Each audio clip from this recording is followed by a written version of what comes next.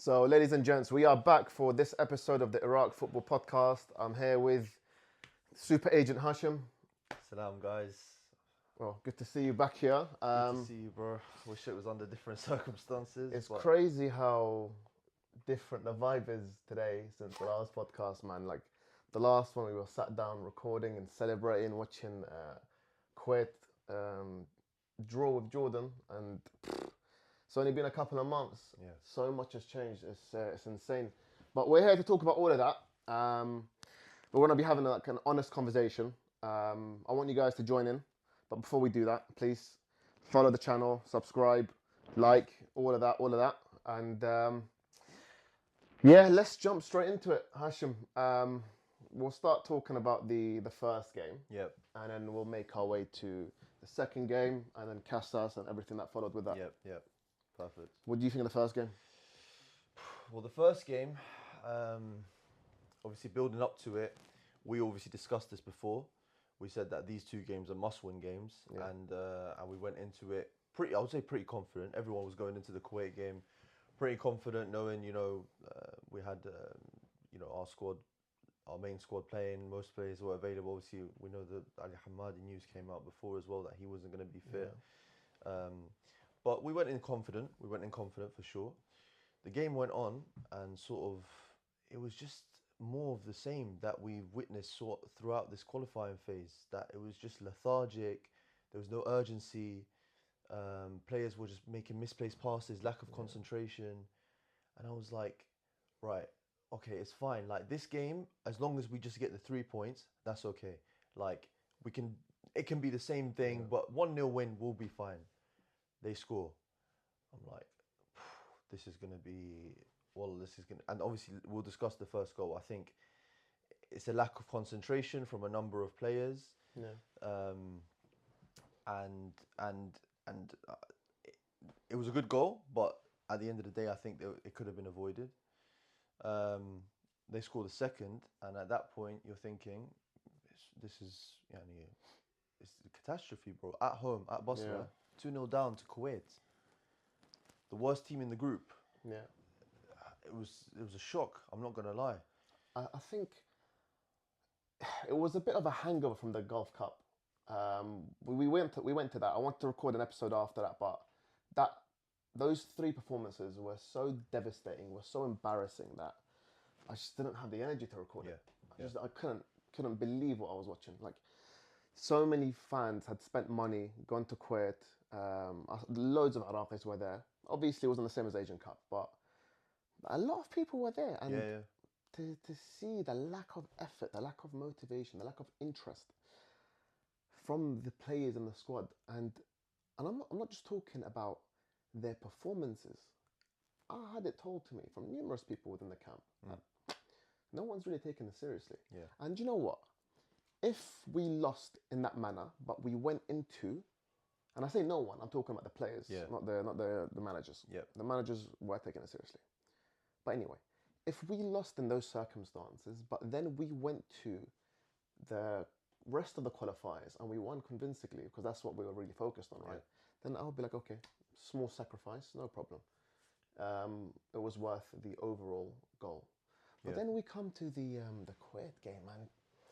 As you said, it's more of the same. It was just lethargic, lack of intensity in the play, lack of purpose, no real identity until the last 10 minutes, which is when the players started to show a bit more urgency. They started to show an interest in the game. But where was that the rest of the match? Like, clearly the quality's there. Yep. We scored two very good goals. Hashim's goal was stunning. Yeah. Even the Brilliant second strike. goal came from, like, waves of pressure. Yeah. Where's that the rest of the match? Why are you able to create that much, that much tax on goal or play with that intensity for only 20 minutes? Yeah. Is that a fitness thing? Is it just they don't care? Is it tactics? For me, I think genuinely there's a number of elements why I think we've got to the stage where we're at right now. Go on. I think number one is stability. I think the lower level you reach in football, right, look at even the top teams, yeah, even teams like Real Madrid, Ancelotti, however they do, they stick to the same 11 constantly as a manager, because when they establish a style of play, they establish a selection of players that know how to play that style of play best. So let's be real, we're 4 games off the end of this qualifying phase. We can't be chopping and changing system. As soon as I saw with playing 2 strikers up front, I was like, what? Why? What's worked with us so far when we've been winning games has been when we had one up front. But is that Casas' fault, or is it just that Iraq, as a national team, cannot produce that many good players? The thing is, I think midfield-wise, right now, with Zidane, Amir, Amjad Atwan, whoever, there's a core of selection of midfielders that I think we can play with 3, or we can play with a double pivot of 2 midfielders with a number 10 in front. I think with Ali Jassim, whoever it is in front of them, I think we can make it work. For me, I think let's be real, striker-wise as well, we're not exactly blessed. Like, we obviously have Ali Hamadi, we have Ayman, who's been in very bad form, let's not forget, with his club. Mimi's been in good form for his club, but in the national team he's been quite poor. Selection striker-wise, we haven't really got enough to be playing 2 up front, in my opinion. I think we need to be playing with the other system. So for me, stability was one of the main things. Second thing is establishing a style of play, like we're saying. We don't have a style of play. We have a style of play of spamming crosses in when we've had this for the past period, relying on Ayman to knock something down, get a header in on goal, whatever. There's no combinations. You know that one... It's not always been like that. It's true. The first year and a half of Casas, we had a very defined, clear style of play. Exactly. So where did it all go wrong? That's what I don't understand. I mean, I have my theories. I'll go into it when I want to hear from you first. For me, I'm shocked. I'm like, I was watching this team in the Asia Cup, and it's a completely different team. Yeah. Like the urgency, same players, but the urgency, the patterns of play, the intercombinations. And don't get me wrong, you used to see a confidence in these players when they play. When they played in the Asia Cup, you see them taking long shots. You see passion in the pitch. You see players like Ali Jassim knowing how to get out of tight situations, whatever. Now he just seems lost. Yeah. And I don't know. So, I personally think the tipping point has been the Jordan match, the Asian Cup last 16 match. I think the way we lost that has really messed with Casas' his selections, his management. I think the way we were beaten on the counter so easily, and the weaknesses that particular loss exposed in Iraqi football, in the Iraqi national team, I don't think he really got over that. And since then, he's been chopping and changing, trying to find something that works. Whether it's a new centre-back pairing with, Saad Natiq no longer really available, who he was relying on. Osama Rashid, maybe he's getting on a bit, or he was injured for a long period. He was someone that was instrumental to that Asian Cup team. And now he wasn't there. So he was trying to find somebody else to kind of fill that void. And whether that's Mohamed Al-Tayi or Lucas Shlimon or whatever, it's not really materialized in the way that he's wanted to. But he's been chopping and changing, bringing in Zaid, bringing in Akam, bringing in Munaf, bringing in Ali Faiz. But he's been trying to find a solution, but it's just not worked, unfortunately. The thing is, though, like I understand and I feel bad for him, because the truth is, this is the reality of Iraqi football. We're just not that good at producing talents, especially on a local level. Yeah. Okay.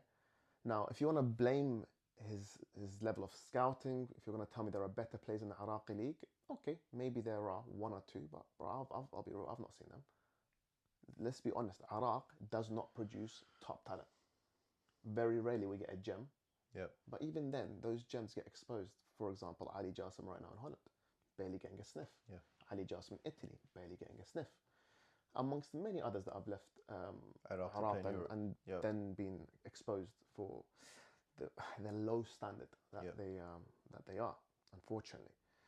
But then, surely at that same time, you can make tweaks.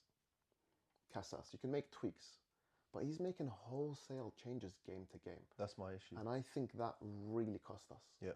And I know there are some people here that genuinely believe like Yunus Mahmoud is the one that picks the team or Adnan Darjal. Like, guys, genuinely, that's not the case. Like, this is entirely on Casas. And I say this as somebody that likes Casas. I've got a personal relationship with the guy. But, like, this is football. We need to be honest in terms of what's happening. These selections are on Casas. And if the news is true, which it very well seems that it is, that he's fired or he's resigned, then this is an action. This is a consequence of his own action. This is not on anybody else. There are no tadakhulat. Like, Casas made it clear to me. All his coaches told me, listen, the day anyone gets involved in our selections, we will walk away immediately.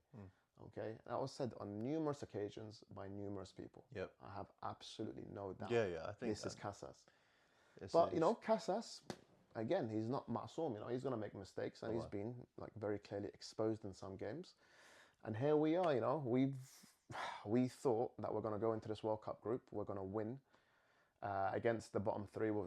2 wins against Oman, 2 wins against Palestine, 2 wins against Kuwait. That's easy.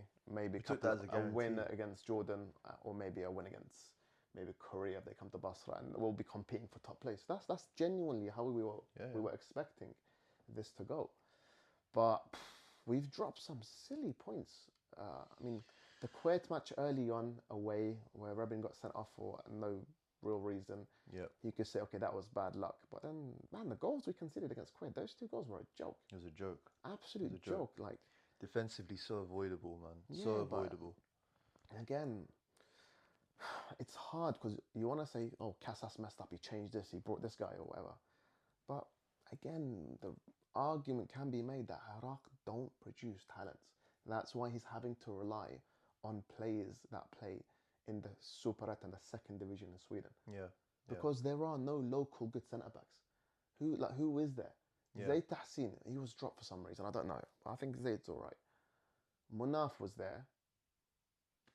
He played in the second game, and we considered 2 goals from set pieces, which was ridiculous. But at least it wasn't from open play. We said during the game as well, like even against my issue, especially in the Palestine game, for example, we touch on that. Yeah. Is the changes for me? Yeah, so I'm going to come to the changes because this is really shocking. Because Casas, for all his flaws, man, generally his management of the match is like tactically spot on. His substitutions generally are very positive and win us games, and we saw that against Kuwait. It was his 2 substitutes that scored the equalizers, the 2 goals. Yeah, but I don't know what the hell was going on. But you know what it is. You touched on the Asia Cup thing as well, on the Jordan game, and how that left the mark on him. I think the way he wasn't able to shut that game out could, and this could be a possibility, could have influenced the fact that now he's a bit lost in terms of how to close. Now when we go 1-0 up, he adopts that Gareth Southgate approach. Yeah, but okay, fine. You want to go defensive, no problem. Like, I thought the most obvious situation, the substitution that you can make in that situation, bring on Zidane Iqbal and keep possession of the ball. Bring in 3 defenders on or whatever it was. He brought in Shem'on, he brought in Lucas. Again, I know Lucas is a number 6 and he's a good defensive player, but I'd much rather have Lucas there or Mohamed Atai, one of them, alongside Zidane. Yeah. Because he's going to hold the ball well. Yeah. But, man, like, did he take off Rabin as well? He took Rabin off? Rabin came off. That one really baffled me because he brought off Rabin, who's... at that point, Ayman, I think he was injured or there was something going on, cramp or whatever, so he had to come off. Yeah. But Rabin coming off, when we're setting up a low block, so he's not exactly going to be playing high line. He's not tired or anything. And he's probably the tallest player. He's the tallest player we have. He brought on Ala, I think it was Ala. Yeah. So who's a right back, who's I don't know, like 5'9", 5'10". Yeah. 2 goals we conceded were set pieces because we had no height advantage whatsoever in that box. Yeah, it was a disadvantage. It was a complete disadvantage. So, and we pointed it out as soon as the changes happened. For me, like, to concede 2 set pieces late on against Palestine is unforgivable. That's like, it doesn't happen for a team that wants. If you want to make it to a World Cup, that stuff like that can't happen. Yeah. So if it's true, Casas is out. Are you for or against that? for me, I think you have to have let him. You've trusted him throughout this whole process. Yeah. Now he's made a couple mistakes. We've got the two toughest games in the group Yeah. left in our. I don't see the reason why they're going to sack him at this point now. I think I think it's an emotional decision. If I'm honest with you. Don't you feel that it seems like the players have stopped playing for him, or do you not think so? I don't know if it's the players stop. I feel like it's more just individual confidence of players in themselves rather than in him. I think to an extent, I think some of the players, yeah, might have, and especially with the interviews, the way they were coming out, the players, a lot of them saying, like, go ask the manager about this stuff, don't, ask us about it. They might be shifting the blame, like, it is your fault. And when that happens, it can start getting ugly. But at the same time, I'm like, all right, you bring in a new manager now. He has nothing to do, obviously. He can't do anything until the next camp, which is South Korea and Jordan. Like, you're going to have to build the trust again. You're going to have to, in the two toughest games we're going to have, like, realistically, they're talking, now we're realistically looking at possibly the playoff route of in those other two groups. So, for me, I don't think it was the right decision. I'm not going to lie. I think they could have stuck with him for the last two games. But at the end of the day, a lot of the blame can be shifted onto him. So I understand why they made the decision after these two last results.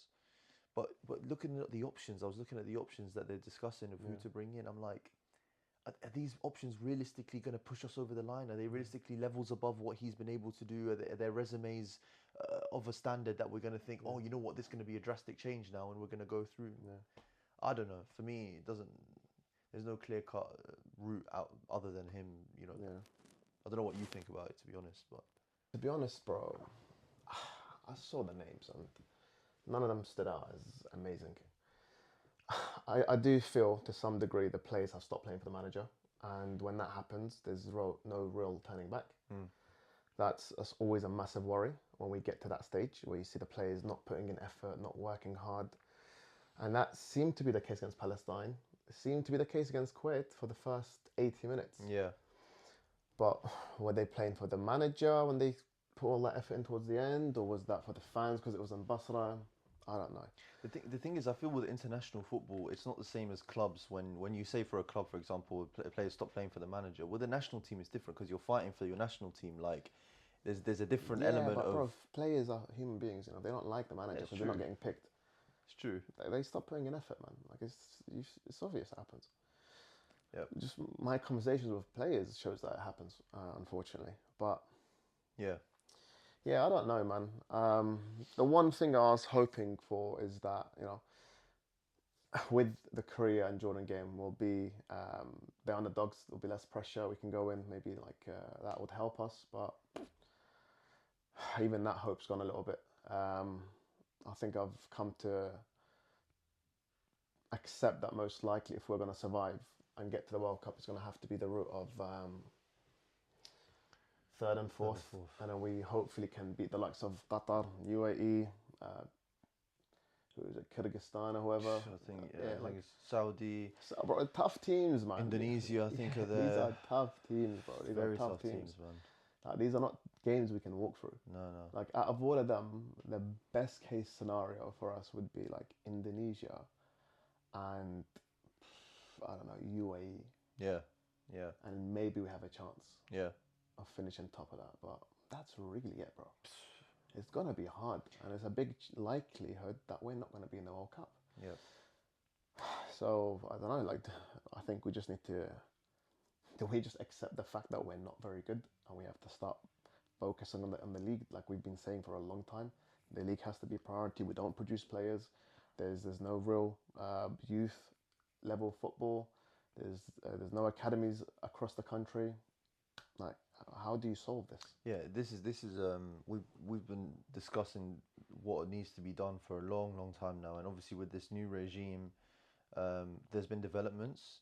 There's been probably more developments than we've had over the last I don't know how many years. Yeah. So there is progress, but it's just not enough at this stage. Like we need to be. It's not fast enough. It's not fast enough. Yeah. Like the objective that this regime came into at the start when they said the World Cup, this World Cup, the American World Cup, is the one that's the To be fair, they didn't though.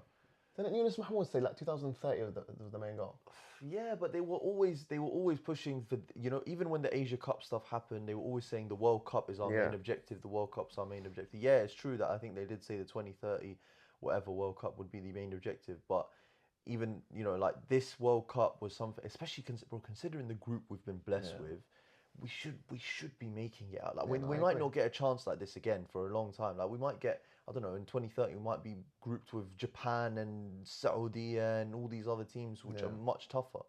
So we have to take But then again, we said this in the last World Cup. Who did we have in that World Cup? Syria, Lebanon, UAE. Yeah. But that was easy, man. But then again, our team was worse. Like now we have a group of a lot of players playing in Europe at a very good level. Are they?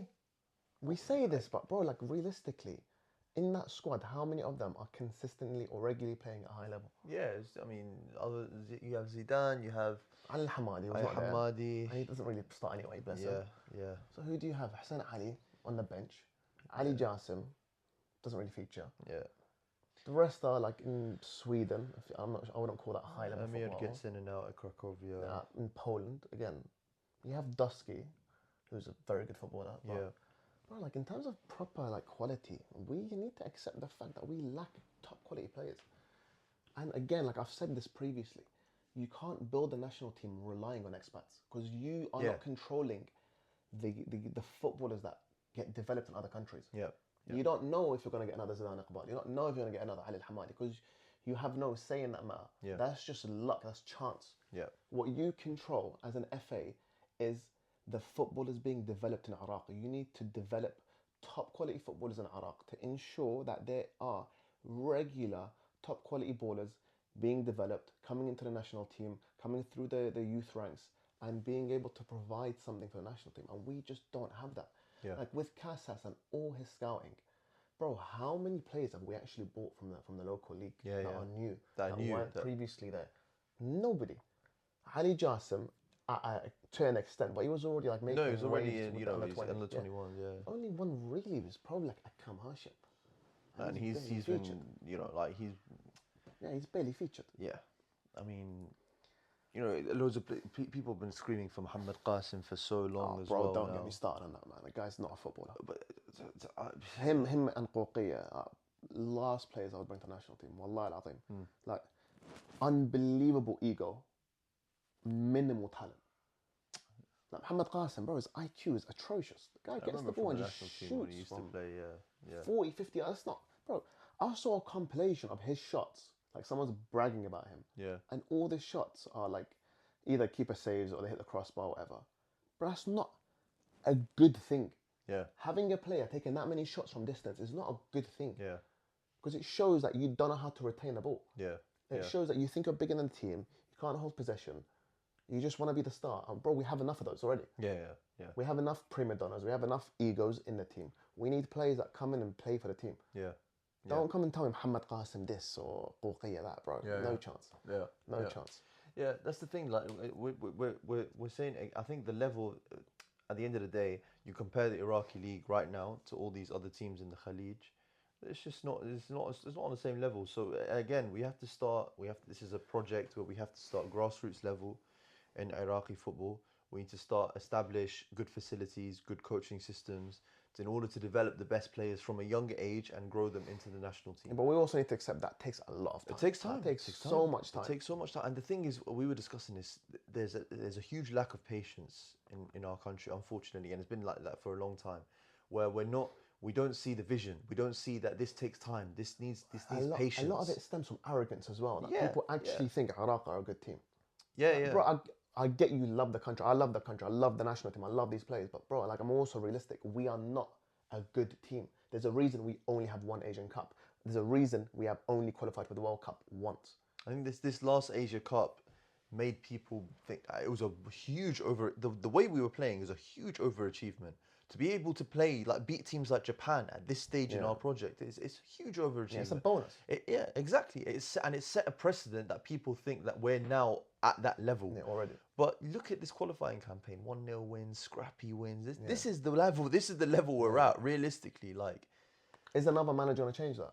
I don't think so. I don't think so. I genuinely don't think so. I think you're going to restart another project again, starting from scratch, like building the trust with the manager, building the. I don't see it, man. I don't see it. It's tough. It's a huge lack of optimism right now. I can't lie. Like, I'm very pessimistic about these next few games. Like, it's also, do you know what, the fact that the FA haven't actually mentioned anything yet. The players don't even know. The players, I've had several players message me, Hassan, is it true he's left? What's going on? Like, we haven't been told anything. And I'm like, bro, do you know what? I saw a video of them leaving the airport. I posted it on my Twitter. It just seems like the way they were saying goodbye to the local staff, it seemed like, it's they're calling it quits. It's done. But again, nothing concrete, nothing being told to the fans, nothing about who's going to be the next manager. Maybe they're trying to play the slow game in terms of making sure there's a substitute lined up beforehand, but there needs to be some level of communication with the fans, man. Yeah. You got to respect the fans a bit more than that. It's ugly, man. It's not. It's wallah. It's not a nice. It's not. مع الأسف يعني. It's crazy how like football changes so quickly, man.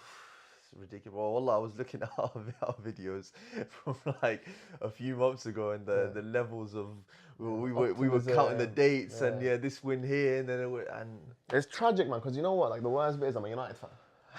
The only thing I had going for me was I was excited struggles, for, like, man. Your life is a struggle for you. Wallah. Like I was so, the only thing keeping me going in terms of football was like Iraq fixtures. Yeah. Now I'm dreading that. Like I got nothing to look forward to in football. Like, watching United games is a nightmare. Yeah. And now like watching Iraq, it just feels like we've gone back to, I don't know, 2018 Katanich era of like grinding out 1-0 wins. It's horrific. But do you know what, we say that, man? The guy's about to go to a World Cup. Yeah.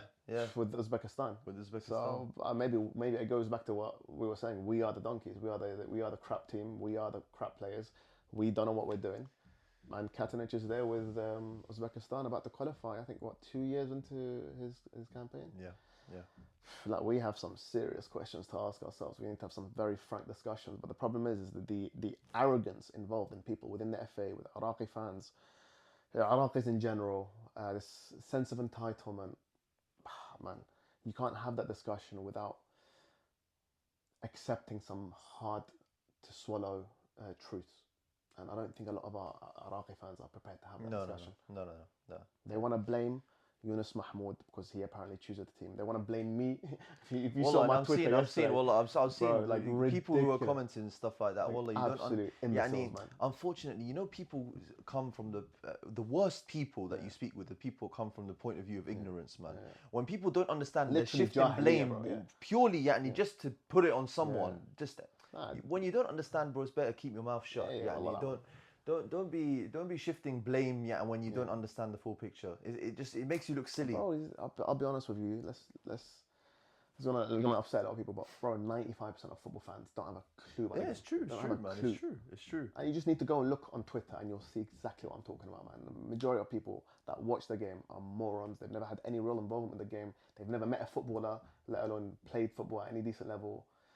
But everyone wants to have a say, man. And the problem is when you have anonymous accounts, they can say whatever they want because they know they're not going to get thumped in the face. Exactly. But I mean, these same people that will go online and talk shit about Ali Al-Hamadi, about Zidane, about this and that. Wallah, same people when they're there, they'll see these players, they'll be begging them for a selfie. Of course, it's just bro. this hypocrisy. Of course, man. absolutely natural, man. It's just people behind the screen can act brave. Keyboard warriors. Keyboard warriors, exactly, man. But anyway, listen, guys, the reality is this is the situation. We're not very good. We need to accept that. We need to now go back to the drawing board and redevelop Iraqi football. 2030, realistically, was always going to be the main goal. That's what we need to work towards. Any other final thoughts? Like, look, at the end of the day, there's still 2 games left. Yeah. Like, we obviously, it's very tough. It's going to be very, well, you have one home game against South Korea and Basra.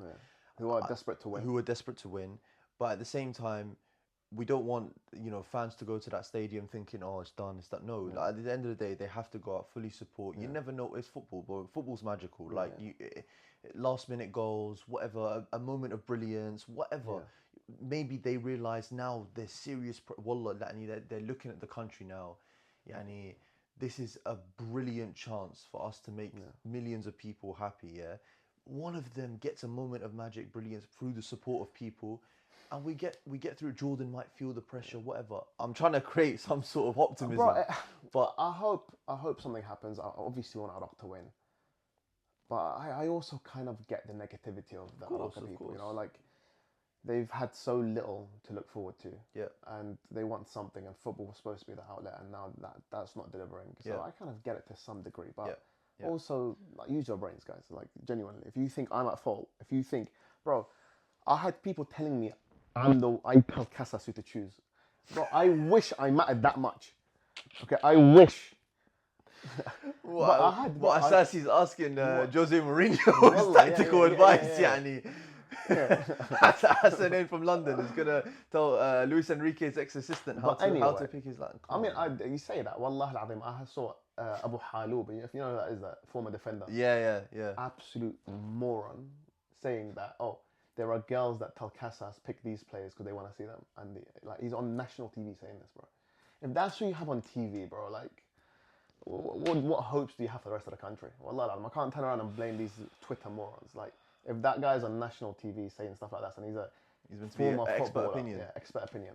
This is the level and the caliber that we're dealing with, but I think that's part of a bigger problem with the Arab. We don't want to. That's a whole. That's a whole hour discussion, bro. That's not an hour, bro. That's a 5-year discussion. That's a dissertation. But it's true. Yeah. It's true. Look, guys, we have 2 more games coming up. Let's hope for the best. Let's wait and see who comes as the new manager, and inshallah khair. It's still Ramadan, so make some dua. We've still got a few nights, guys. Powerful du'as are coming in these nights. Make them count. Make them count. Inshallah, ya Rabbi. It'll be a dream to see Iraq go to the World Cup. I would love nothing more. Yeah. So much so that I'm prepared to quit my job just to go cover this game. But if it doesn't happen, it doesn't happen. If this is what it takes to see proper future development of Iraqi football, then so be it. Yeah. I'm genuinely of this mindset where even if we qualify, this World Cup campaign is just paving over cracks. Yeah. There is so much wrong with Iraqi football, so much that needs to change, so much that needs to be developed, so much needs to be invested. The real goal, I'll be honest with you, bro, 2030, it really should be, we need to be looking at Wallah, 2050. Shit. Wallah, I'm not even joking. Wallah, that should be the aim. Yeah. How do you build a grassroots infrastructure over the next 20 years or 25 years that you can truly become a globally competitive national team? Because we have the money, bro, the raw talent maybe is not there to the full capacity, but there is some raw talent there that we can hone. We do develop to some degree, some decent footballers, but they're just not coached right. So you harness the passion for football in Iraq, bro. You have a gem in the Middle East, wallah. You see all these other countries that are developed so well. The passion for Iraqi fans for football. Especially because there's money there, bro. Yeah. When there's money involved, when there's a lot of money to be made, it will draw talent. Yeah. But you need to give the support there for that talent to be given the opportunity to be nurtured and to be developed over the course of 10, 15, 20, 25 years. Yeah. Wallah, like I think when I'm FA president, who's white beard, like, and the guy's calling me for advice or whatever. Okay, but my campaign slogan is gonna be Iraq for the 2050 World Cup. That's where we need to aim to be. Yeah. Not 2030 or whatever. Like we need to have a serious, honest discussion about why we're so crap, and we need to start fixing things. Inshallah. Anyway, guys, listen. I wanted to give you guys something to listen to hopefully vent.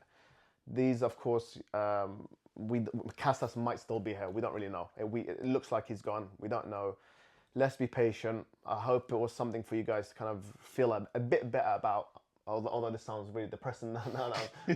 But Yeah, I just wanted to give you guys something to listen to because I know it's been a tough couple of days and it's been tough for me and it's been tough for Hashim, I'm sure. Very tough. Man. So yeah, guys, we'll leave it there. Yeah, leave your comments as well, guys, because at the end of the day, it's also very important to hear different people's takes on what they think. Because at the end of the day, the only way we're going to develop and move forward is if everyone gives their opinion and we can come to a common goal on how to reach that path. But everyone, in football, everyone has different opinions. So if you guys drop your comments, it would be good to have a discussion with people to see what they think. So. Anyway, guys, I think we'll leave on the note of Hassan and Bilal for FA president. I don't know about that one still. Nah, we're messing with you guys. The guys, listen, Eid Mubarak. Inshallah, things turn out for the best. Hopefully, we'll be having a discussion in June after the games. And actually, we have made it to the World Cup. We've beaten Korea. We've beaten Jordan. And we'll look back at this podcast and think, what was the fuss all about? Yeah, man. Easy, man. Easy, what bro. Stress. We stressed for all that time. Jordan, South Korea. What, Son? Who's Son? Zalata, innit? Anyway. Man, it's going to get clipped when Son bags a hat-trick. and he leaves Lucas upside down in his house. And I get blamed for it again. Yeah, he wanted to be right. He look at him, he posted the clip, he told him, let him score. Oh, bro, astaghfirullah. Anyway, guys, listen. Don't forget to like, comment, subscribe. We just want to grow the channel. We want to get more of you guys engaged. And that's all it really is. The more of you guys involved in commenting, liking, subscribing, the more fun this gets. And we can hear many different people's opinions and everything. Exactly, man, exactly. So this is Hassan and Bilal from the Iraq Football Podcast. Wishing you guys all the best. Hashim? Love, guys. Hashim, obviously with you guys. It's always a pleasure to come on, bro. Habibi, always a pleasure to have you on. Yalla ya Iraq. Inshallah. Inshallah we make it.